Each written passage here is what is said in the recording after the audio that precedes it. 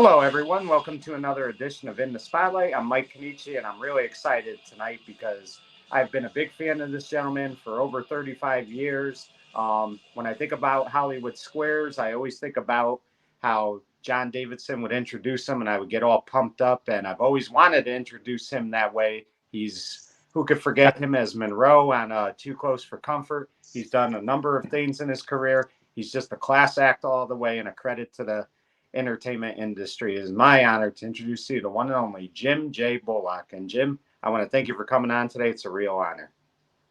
Thank you, Mike. I'm honored to be on your show. Thank you.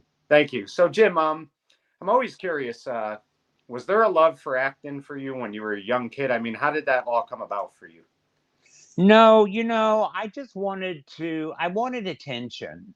And I learned early in my life that being funny got me attention. And so that just sort of evolved into, it, I did a play in high school. I did Bye Bye Birdie. I didn't do a play. It was a musical. And I remember getting bit when I was in high school. But when I was a young kid, I didn't, it wasn't a part of me. I just wanted the attention. But, in high school, when I did Bye Bye Birdie, I got bit. It definitely was a physical thing that happened. And from that moment on, I wanted to be famous. Right. So let me ask you. In high school, as you had said, you did plays and stuff. Now, were you part of? I know there were drama clubs in high school. There's theaters. Nowadays kids are doing all sorts of things, center stage and stuff like that. I mean, did you do a lot of that in high school? Not really. I was more active in my church and our drama department. I grew up in a little bitty West Texas town. So that was theater. Our theater, as we used to call it, was all kind of weird. And in church, I was very, very active. And I was a singer and still a singer, but I sang in church. But I think I've lost the answer to your question. Yeah. You'll find that happens a lot. Right. But let me ask you, you grew up in Odessa, Texas, correct? Odessa, yes. Yeah. So just talk about that a little bit because, I mean, I think about shows like Dallas that originated from Texas, stuff like that. I mean, were you a fan of any of that stuff in the late 70s when it was coming out? Oh, yeah. I was already out here at that time, though. I moved out here in 1977. I think Dallas was like 75. 78, I think. Yeah. 78. Yeah. So It was a huge show when I'd go back home. Yeah, I definitely watched it, and I was a fan of it. Yeah. Yeah. And then, the funny thing is about it, Jim, is I always say this. I grew up in Connecticut, so when I would see shows like Soap or Who's the Boss, and they came out of Connecticut, you always like took pride in that because that was your state. I mean, I know you had moved, away from Texas at that point, but I mean, was it a good feeling for you to see that like your hometown had a show, Oh. part of it and stuff? Oh yeah, but although Dallas was not my hometown, Right. my folks lived in Odessa, which was 7 hours away from Dallas. But of course, yeah, it brought Texas into this mainstream light again, and it was the it show of its time, and it was very exciting because everyone in Texas was, of course, crazy over Dallas, as the nation was. So it just kind of made me feel like, hey, I'm out there doing it too, or trying to do it. Right. So we're going to talk about Too Close for Comfort in a second, but one of the things I wanted to ask you, Mary Tyler Moore had become a very popular show in the 70s. Ted Knight was tremendous in that show. I mean, were you a fan of Mary Tyler Moore? Were you a fan of Ted Knight at that point, or did that not happen until you came on the show with him? That's an interesting question. You know what? I didn't watch the Mary Tyler Moore show. I know. But my family, that we just didn't gravitate towards shows like those wonderful shows of the 70s, like All in the Family and Maude and all those. We were very much more conservative. And I think, simple with our television watching. So I did not watch the Mary Tyler Moore, of course, show. I saw the Mary Tyler Moore show many times, and I knew who Ted was. I was not. I was not a fan, and I was not a fan. I just Right. I knew who he was. Right. And think about this, Jim. I really always say the 70s is where TV sitcoms really took off. Don't get me wrong, the 50s and 60s had some tremendous sitcoms, but really in the 70s, they touched on so many different things and they kind of put comedy with drama as well. I mean, even though a show like All in the Family was funny a lot, there was a lot of serious moments in it. Same thing for Mary Tyler Moore, Maude, shows like that. So I mean, I really believe the 70s, you grew up at the right time to get into this because the 70s TV sitcoms really took off. They sure did, and the shows in the '60s were so Green Acres and Beverly Hillbillies and Petticoat Junction. I mean, really, it was like we were all taking acid in the '60s because it was like the Talking Horse and Bewitched. I mean, I loved all those shows. Don't get me wrong, but in the '70s, I think we started getting a little grittier, and I feel might be wrong, but that the sitcom format really found its niche in the '70s, and that is really what I wanted. I remember we did watch the Carol Burnett show, and I was a huge fan of that, and I felt that she sort of had a three camera sitcom show because it was simple and accessible and funny, and that's what I wanted. And so I did come out to LA at the perfect time. Of course, there was no other time for me to come out. I was young and stupid and full of dreams and ambition, and just went with a bunch of why nots. Why not? Why not me? Yeah, Why not me? exactly. So let me ask you, Jim. I know a lot of actors to get their, feet wet and stuff like that. They do a lot of commercials and things like that. Did you do commercials early on in your career before you got your big break? No, No. I came really close to a commercial once, and I don't even remember what it was for. Was devastated that I didn't get it. I wanted anything, but I couldn't get uh, I couldn't get anything. And Too Close for Comfort was like the first thing out of the gate. I mean, I did a film before Too Close for Comfort, but Too Close for Comfort was really it for me. Yeah. And speaking of too close for comfort, Jim, one of the things that I've seen so many successful actors do that people don't realize. I mean, I think of Jaleel White, who was on Family Matters. I think of Henry Winkler on Happy Days. They started out not really being. It was maybe a one or two guest appearance, and they became so popular that they became the center of the show, and they got to be a main character. And that really happened for you because, correct me if I'm wrong, Jim, you were only supposed to be on one episode of Too Close for Comfort, and then it turned into a 6-year run for you. So I almost feel like this I almost feel like that's a better feeling for you as an actor that you proved yourself and you got to be part of that main cast for all those seasons instead of just being cast as a regular. You worked so hard that they made you a regular. So just talk about how that all came about. Well, you're right. I was guaranteed two episodes, two back-to-back episodes, and then with the possibility of it maybe being a reoccurring role. And it wasn't because I came in and I was so, oh my God, he's so talented or funny or whatever, but the ingredient that I brought to the cake was an ingredient that was needed because Ted needed someone to bounce off of. And he couldn't be mean to his girls and his wife all the time. So in comes Monroe, and I was a perfect foil for him. There was no designs on it. I know they didn't have any designs on it. I didn't have any designs on it. I just know that they knew it when they saw it. And Ted knew it when he saw it. Ted was like, you have that kid back. And I kept coming back and coming back. And, it was like, oh my God, I think I was getting I think I was getting $1,500 an episode. And, I'm going from nothing to $1,500 an episode in 1980.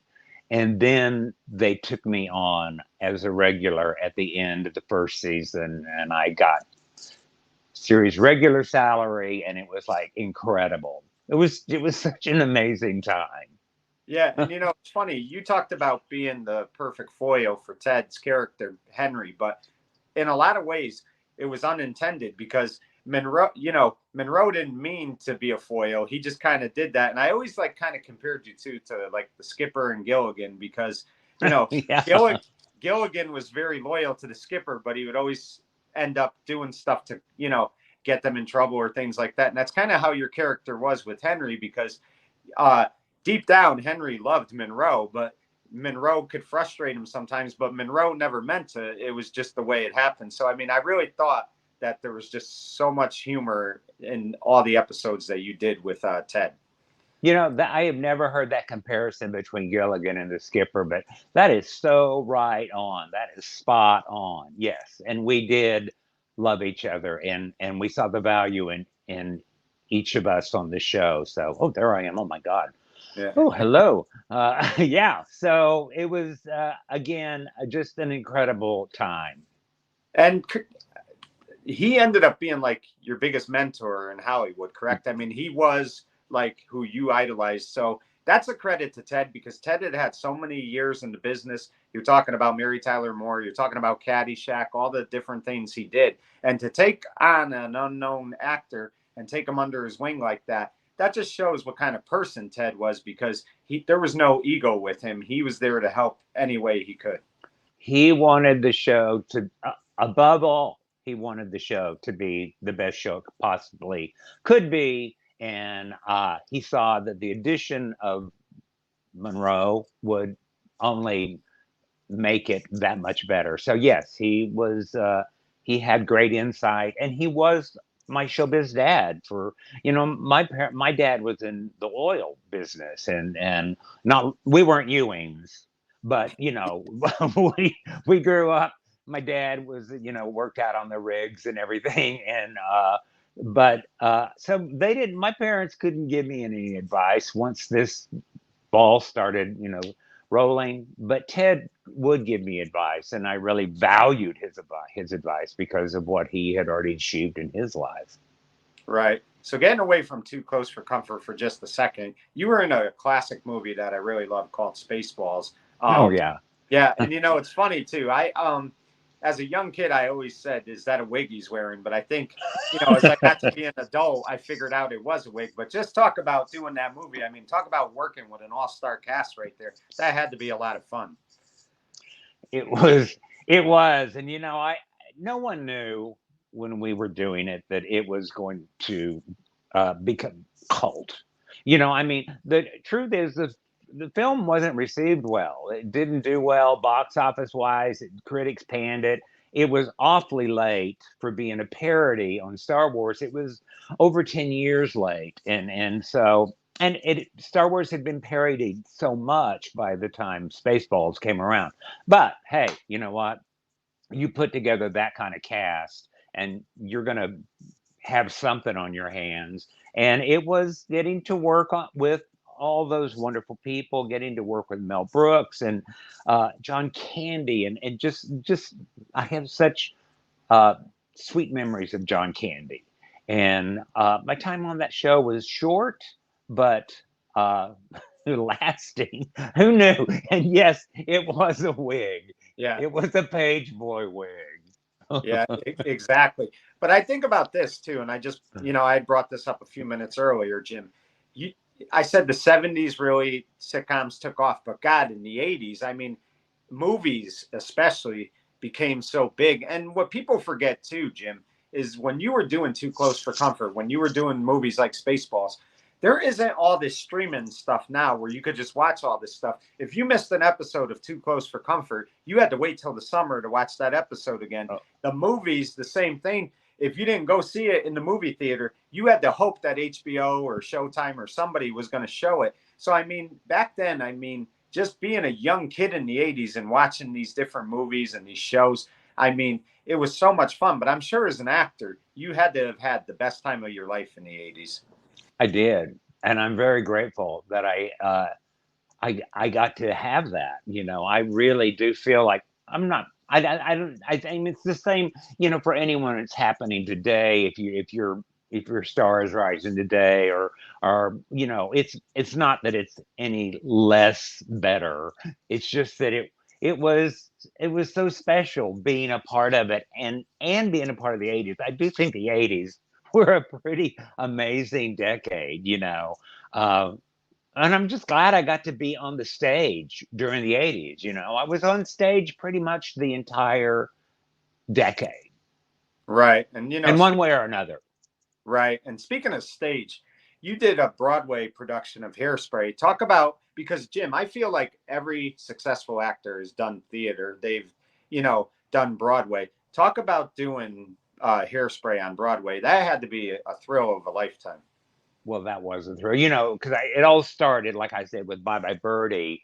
Yeah. And I wasn't a theater geek because really there wasn't a real big theater department to be a theater geek in, but definitely theater was something that I did go to college, and I was very involved in theater in college and everything.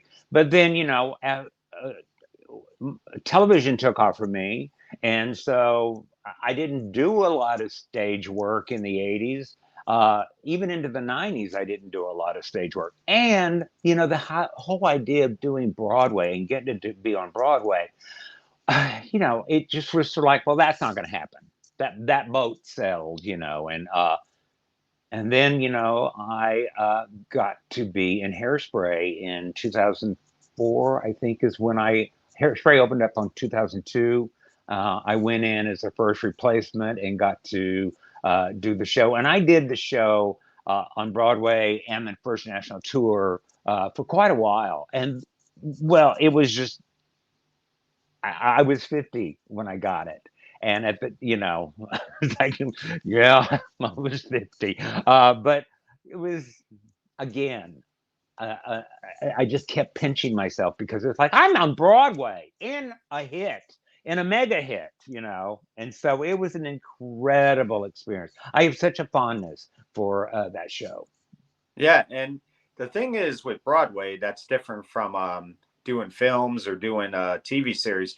When you're filming a TV series or you're filming a film, you can mess up a lot and they can keep doing several takes till you get it right. When you're on Broadway, it has to be right. There's a lot of pressure, but I feel like even though there's pressure, you get such a rush when you go out there, no pun intended, that you know, it's got to be just like so exhilarating when you're out there. Well, you definitely have to go with the flow. There are no second takes, like you said, and there's nothing quite as thrilling as live audiences, And I think that's one of the reasons why it was so gravitated towards the sitcom, because it is that live audience component with cameras. So it's you're sort of getting that same experience that you get on stage, but it's still like being in a show on Broadway is, well, that's kind of the apex. Right. And you did an off Broadway play called The End of the World Party. Talk about that because, How do you know all this stuff about me? I'm a big fan, so I do my homework. But I mean, talk about that because I know that was a lot of fun for you as well. So just talk It about doing that. it was, and that was before Hairspray, a couple of years before Hairspray, and I did that play. I originated the role out here in L.A., and then it went to New York, like 5 or 6 years after we did it out here in L.A. And so I got cast in it, and I went and did Into the World Party off Broadway, which is great. Off Broadway is fantastic. For those who don't know what off Broadway is, it's just not on Broadway, and Yeah. it's a different venue, and it's a smaller venue. But I loved it, and I had a great time. I made good friends, and really enjoyed that 6 month run that I had with Into the World Party. But then getting to come back and be on those in the big theater that I walked past, going to my little off Broadway theater, getting to be a part of that was Yeah, I mean, I can't even imagine what that was like. I mean, those are the thing, and you just touched on it too, Jim. That the friendships you make with people. I think that's the other rewarding thing about doing what you do, because you meet so many people that are just great friends, and you know, that I think sometimes people in Hollywood, they get painted with a bad brush, because I've gotten to interview so many, and I've gotten to be friend. I could think Karen Richmond, I'm good friends with. They are such great people, and it's really, if people took the time to know people in Hollywood, they would know that so many of them are just wonderful people. Well, there's good people in everything, and and there's assholes, but there's Yeah. more good people than not. Right. So, Jim, this has always been something that I wanted to ask you, because for years, I remember you spelling your name J.M. Oh, Bullock. So, tell us about the name. I mean, is it spelled with an I? Did you add the I? Because that's always been curious to me, because for years you were Jim Bullock, J.M. So, I mean, I know there was another actor with the same name, but talk about that a little bit. well, there was another actor with the same name, another Jim Bullock. This is way before anything ever happened. And when I went to that first film I mentioned that I did, I that got me into the union, into SAG. And when I went to SAG, they said, "Oh, there's another Jim Bullock. You'll have to use another name." Well, I thought, what about JM? So Jim without an I, and add a J, an initial. And I remember telling the lady this, and she said that doesn't make any sense. There's no vowel. And I said, well, I know, but still, it can be just JMJ Bullock, can it? And just pronounce it Jim without the I. So anyway, for the better or worse, it became JMJ Bullock, and most people knew to call me Jim, even though there was no I.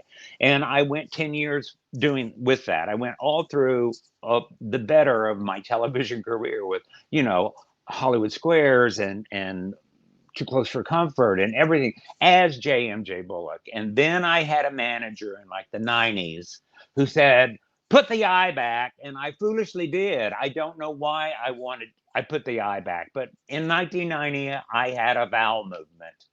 And so I put the eye back. And so I am Jim J. Bullock now. But it's still, people talk about it. Here I am, what is it, 2024?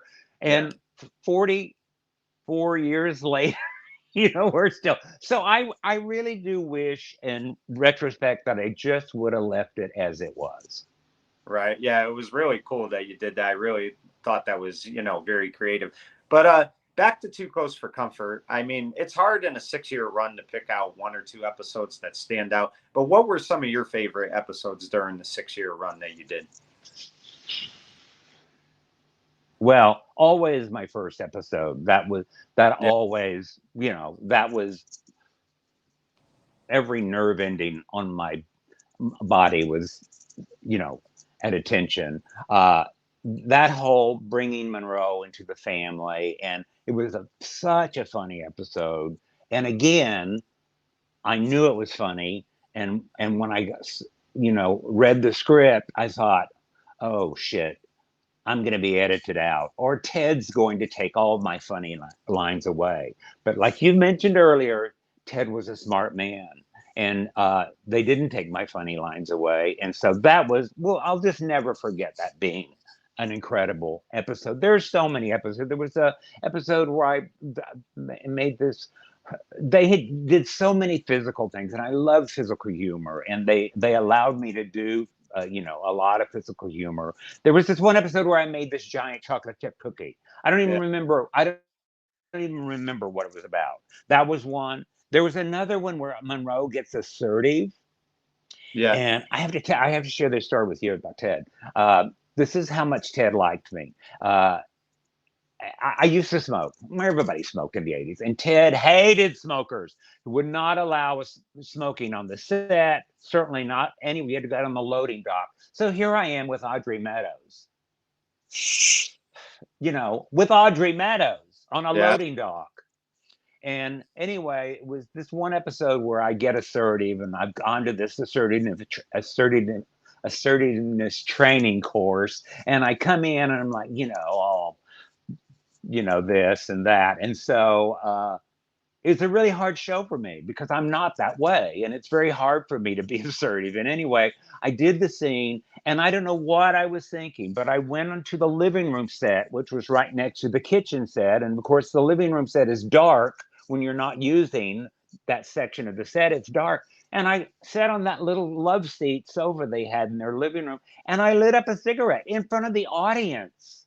And I was in the dark smoking on the living room set of Too Close for Comfort. And Ted walks through. Ted could smell a cigarette in Pasadena. And Ted walks through the kitchen door, and I see him, and I freeze.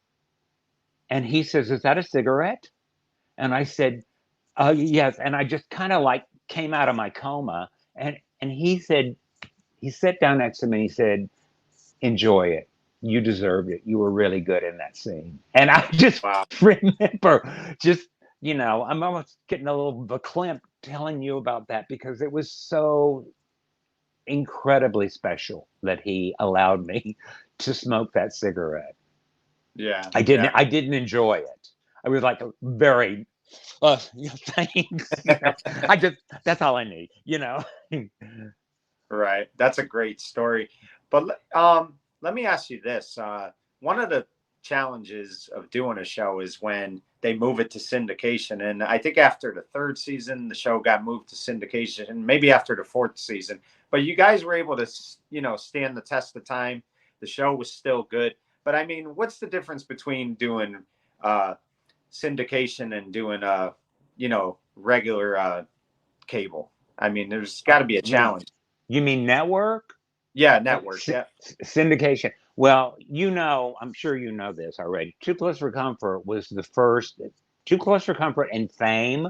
Remember the TV show Yeah. Fame? Great show. Those were the first shows to ever go into first run syndication. So they were Too Close for Comfort was being produced, and we were doing new episodes that would not be seen on network, but that would be syndicated. So we did 3 more years Yeah. uh, at what was then called Metro Media, which then became Fox. But the difference between being on a syndicated show and a network show, it was a time when there were 3 networks. I mean, Fox was in its infancy, and so there really were 3 networks. And so when you were on a network show, oh my God, you're reaching a third of the country at least. And so you're kind of like overnight, boom. And we don't have that anymore. No. We really don't. A high rating today you would be canceled before your eyes blinked back in the day. So the exposure on a network show, and of course everything's elevated, the money and everything. But we were all so very, very, very grateful that after ABC canceled us, that we were picked up and we went 3 more years. Yeah, and I mean, it's difficult for any actor that's been on a successful show and it gets moved to syndication. I mean, it's a credit that all the actors stayed, but I mean, it is difficult. But you guys really did a great job, and I mean, the show to me was still popular. And then the other thing is, when it's in syndication, the show could be on at any time throughout the week. And so if people miss it on a Saturday, they could possibly see it on a Tuesday, things like that. So that's the beauty of syndication, because there's always the opportunity to see what you might have missed earlier. Yes, exactly. And I don't think the quality of the show changed at all once we went on into a syndicated version. I think the quality stayed pretty much the same. So yeah, it's just, and you just had more opportunities, like you said, to see it instead of I got to wait now for reruns, the Right. summer, reruns. Exactly. Jim, I always look at different people, and I think of a guy like Michael Conrad, who played Phil Esterhaus on Hill Street Blues. He got diagnosed with cancer in the third season, and he worked on that show a year and a half, very sick, but nobody knew how sick he was. And he even worked, I think, a week before he passed away. And I can recall when Ted got diagnosed with cancer, Ted practically worked right till the end before he got really sick and he couldn't. So, I mean, did you even I'm sure you noticed because you're working with him all the time, but I mean, these guys had a habit of not letting anybody know how sick they really were. They were such professionals and, like I said, resilient that they worked through that, which is a credit to them because I had no idea that Ted or Michael Conrad were sick at the time. Yeah, no one really knew. Ted was so super secretive about it. And I just kept thinking that I think he kept thinking he was going to beat it. And because he had known about his cancer for, I can't say this with, uh, but I believe that he knew about his cancer all through the 6 years of the run of our show. But in the last year and a half, it was evident that he was getting thicker, and he was not able to do as much, and that's when we kind of learned about it because we didn't know what was going on. I was 24, 25, and living the good life, and I didn't know. And certainly the sixth year, uh, we knew, and we knew that Ted was in he was written in bed a lot, and so. But we were hoping for a seventh season. He kept saying there's going to be another season. We're going to do another season, and it was going strong, and he was ready to do it. Uh, but then he died. Yeah, and I mean he was very big in like he really loved that show. I mean, again, he had been so successful, like I said, with Mary Tyler Moore, but I always felt like Too Close for Comfort might have been just a little ahead of Mary Tyler Moore in what he loved the most because that show like was a show that was very underrated, and him and that entire cast just did a tremendous job making that show work. So I always felt like Too Close for Comfort was like his baby right there. Well, it was his show. Mary Tyler Yeah. Moore was not his show. He was a Monroe on Mary Tyler Moore. He was supporting, but Too Close for Comfort was important for him because he wanted to have his own successful series. And he had had a couple attempts after the Mary Tyler Moore, but Too Close landed. And so he was very proud of that show and very, very invested in that show. Right. Jim, my mother was a big fan of the show Hollywood Squares, but not just because of the show and answering the questions and stuff, but she absolutely loved when you were on it. She found you to be so hysterical. But I mean, I brought this up in the beginning of the show. I mean, it was so cool how they did that show. They'd have the different celebrities on it. But I used to just love when John would call your name, J Bullock, and you were so like passionate when you did that show and seemed like you really enjoyed it. And you even hosted that show a few times when John was on vacation or couldn't make it. Just talk about that run on Hollywood Squares because to me that was a great show to watch, especially like if you were a kid in the summertime and you wanted to watch something in the morning. It was always cool to watch that show. Oh, man. Hollywood Squares.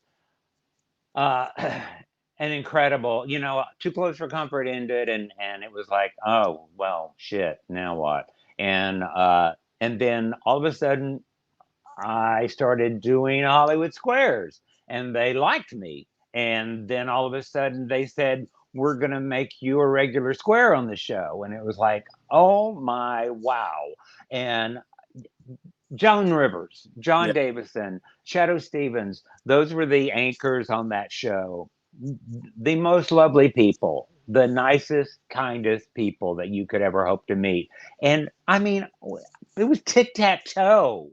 I mean, so you were meeting, I was working with the biggest names in the business, and it was a party every week that we did that. And it was just this incredible time. Then we traveled. We went to Radio City Music Hall, and then we went down to the Bahamas, and they put the squares up on the beach. I mean, it was Rick Rosner, really, who was the executive producer. He really, uh, that show was so just an incredible ride. It was an incredible, joyful experience. There's not a moment in that show that wasn't busting wide open with joy.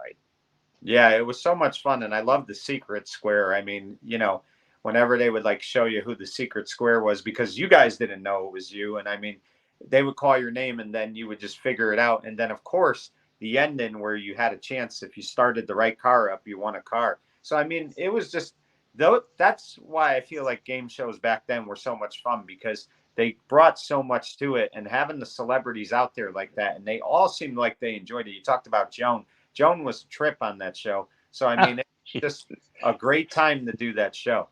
It was, and you're right. I did fill in for John Davis, and he hurt his back or something playing tennis, and I filled in for 2 weeks, and that was that was an experience, a great experience. But I was just reminded the other night by somebody who said, "Do you remember the uh, uh, April Fool's joke you guys did on Hollywood Squares with John Davison?" And the whole Squares was in on it. All the celebrities were in on it, but there were so John is hosting, and there was a female contestant and a male contestant, and the game is in. We're in doing the game, and all of a sudden, the one of the contestants says, "That is a lie. That is not true." And so these contestants start fighting with each other, getting into a fight, and John is sort of trying to calm things down, and then they get physical. Oh my God. And they fall off the platform. And it was so funny. I've forgotten all about that. But to remember that and how John was absolutely clueless, of course, we all knew. So it was fantastic to watch. Yeah, I mean, that was just a great time. I've said this many times. Nothing could really compare to TV in the 80s or 90s. But speaking of the 80s, now, I really enjoyed your character on Alf, but I know that you didn't really enjoy doing Alf that much. You felt like they didn't allow you to be funny enough. Talk about the experience being on Alf. Well, that was, that was after Squares and Hollywood Squares being what it was just like, and then going and doing Alf. They really had I was me and another guy, and they were like neck and neck with choosing who they wanted to use. And they went with me, and I kind of think they should have gone with the other guy because I think he would have been better for what they wanted.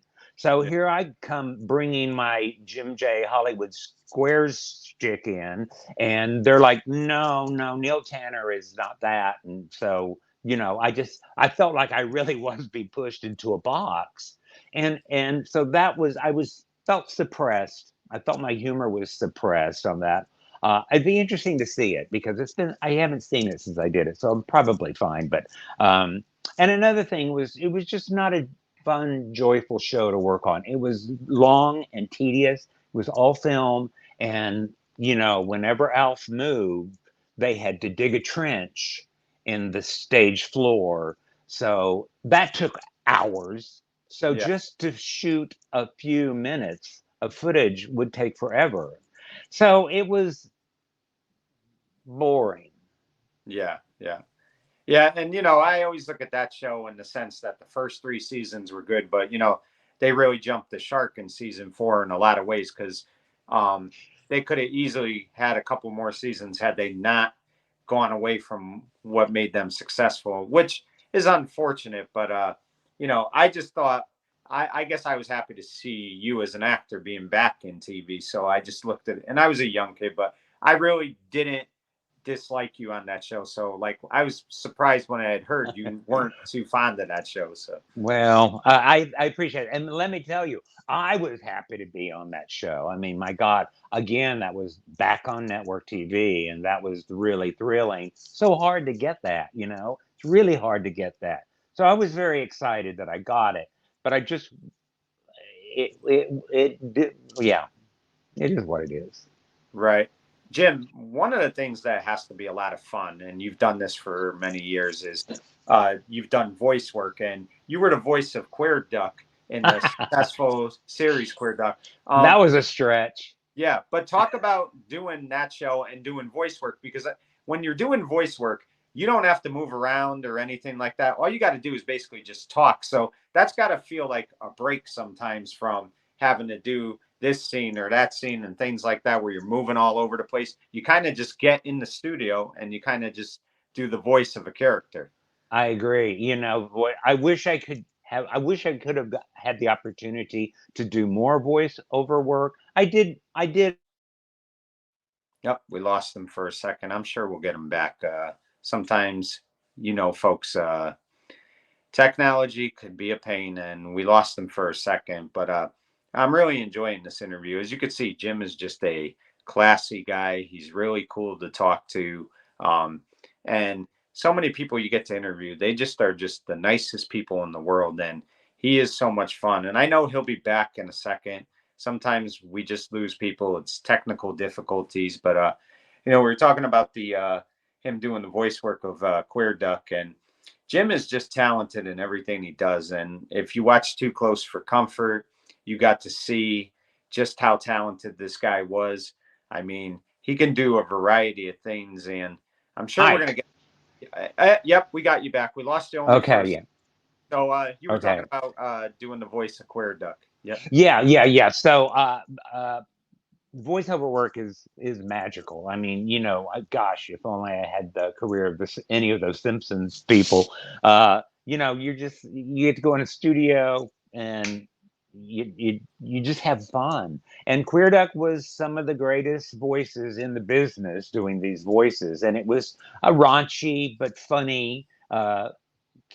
Cartoon, and I so enjoyed it. It was a great time. I wish it would have gone longer, and I wish I would have spun off into more voiceover work for me. But I guess that wasn't meant to be. Yeah, it was really good. And you brought up The Simpsons. That show has been on like I don't know, Oh 35 years. my God, Now, did you ever get to do a voice spot on that show ever? Or? no. No, which is shocking because I mean they've had everybody practically on there. So I think they need to get you on there at some point. But I Oh, mean, I was on Family Guy, but I got cut yeah. out. Oh, you got cut out. Yeah. Yes, I did a character for Family Guy, but uh, they ended up going with a bigger name. Yeah. You know, Jim, another show, and I don't know what happened, why they turned it in the next couple seasons into a recurring character, but you got to play the character of Mr. Monroe in Ned's Declassified Oh, School Guide. Talk about that because I mean that was a great show, and you got to be the principal on that show as well as the basketball coach, if I remember. So I mean, it was really cool watching you on that show. So talk about your experience there. well, I went into audition for Ned's Declassified, and it was a Nickelodeon show. I didn't know much about Nickelodeon, but I went in, and the creator of the show, Scott. Uh, okay, I'm having a brain fart right now, but Scott, uh, he was a fan of Monroe, and so they gave me that part, and they said, "Do you mind if we call this character Mr. Monroe?" And I went, "Of course, I don't mind." Uh, those kids are so talented. It was such a funny, well written show. It just moved. I think it was 15 minutes long. I think the segments were like Yeah. 15 minutes long, and it just moved so fast, and it was so well done. Scott, it'll come to me. But yeah, again, a great time being on that show, and I wish I could have done more of that show. But I left that show to go do Hairspray. Yeah. And the thing about Nickelodeon too, Jim, is they showed a lot of good kid shows over the years. I mean, they really did.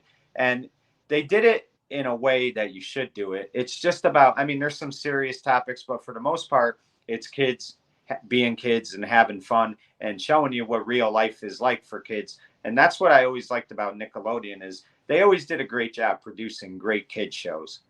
Oh, absolutely. Elvis. The movie Elvis. It was out a couple Yeah. of Yeah. years ago. The Austin Butler, is that Right. who played Elvis? He was I on believe. Ned's Yeah. Declassified. Yeah. Yeah. You just never know. No, you just don't. You don't know who's watching, and things turn into something spectacular. I mean, it really does. Let me ask you this, Jim. You've worked in Hollywood for so many years. You've done so many great things. I mean, if you had to pick one thing, and I know it's hard, what are you proud of the most about your career?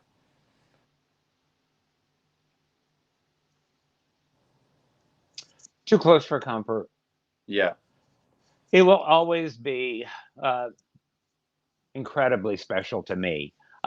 it was my first, and it was the longest, and the bonds that I've formed in. I mean, I still see Nancy and Lydia and Deborah. I just saw Lydia a couple of weeks ago, and we all love each other so much. So yeah, too close for comfort. It was just an incredible rocket ride. It was a rocket ship. Well, Jim, here's an idea because the Brady boys, Christopher Knight and Barry Williams, they've been doing this. You and some of your cast members should really get a podcast and break down every episode of Too Close for Comfort, break down the characters. I think fans of that show would just love that. And I hope that's something that you and the cast will explore someday because it'll be a lot of fun. Wow, that would be a lot of fun. That's a great idea. It really Thank would. you. But Jim, before we go, what can we look forward to for Jim J. Bullock in 2024 and beyond? What projects do you have coming up? Well, I really don't have anything coming up. I'm not. I'm sort of, kind of retired, kind of, sort of. I'm just not out there. I'm enjoying my life. Right. My life is filled with volunteer work and church work, and I'm not chasing my tail anymore. But I'm not saying never either. So you never know when something might happen, and when you least expect it, I would welcome more television work for sure. So we'll see what happens. Well, Jim, I hope we see you in something down the road because you're a talent and a credit to the industry. But I really thank you for giving me some time today. It was a real honor for me. I've always wanted to interview you. And thank you for the contribution that you've given to TV and the joy you gave myself and so many fans over the years, because somewhere in the world right now, somebody's watching Too Close for Comfort. And it's a credit to you and all those cast members for the job you did. So thank you for given us fans so many great moments. And I really do appreciate you coming on today. Wow, thank you, Mike. I appreciate that, and I so enjoyed being on with you. You're a great person to talk to, so thank you. Well, thank you again. And folks, there you have it. I've watched this man for over 35 years, Too Close for Comfort. Then there was Hollywood Squares, Alf. I mean, Queer Duck, you name it. This gentleman has done it all. And it's because he has the passion for it to give fans like myself and you the very best that he could give you. He gives you 150% every time he goes out there. And like I said, he's credit to the business. When you look up words like, dedicated, committed, hardworking, you could dust off those words for Jim J. Bullock. For In the Wow. Spotlight, Mike Kenichi saying, good night, everyone. Okay.